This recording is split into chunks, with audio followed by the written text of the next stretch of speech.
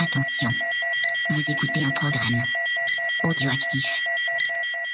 Oh, touch, yeah. Jack Miller nudging him wide as well. And the strike. Contact! Miller and Mir, side to side. They bash into each other. The checkered flag is out. It's Zarco versus Martin for second, but the race winner tonight, no questions about it. A stunner from Fabio Quartararo to win, and the battle for second is close, but it goes to Zarco in an amazing race.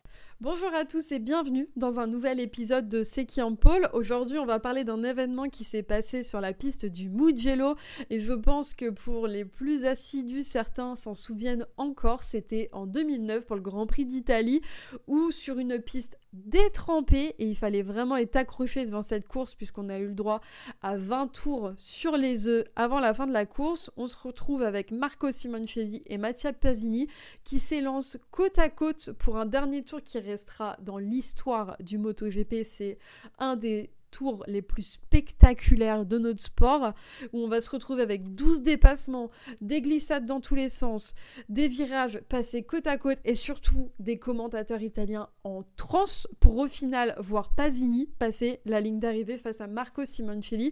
C'est un des moments de l'histoire de la carrière de Simoncelli pour moi les plus marquants et j'avais vraiment envie de vous en parler. Voilà pour aujourd'hui. N'hésitez pas à nous dire pour vous quels sont les dépassements et les événements en piste les plus spectaculaires dans l'histoire du MotoGP.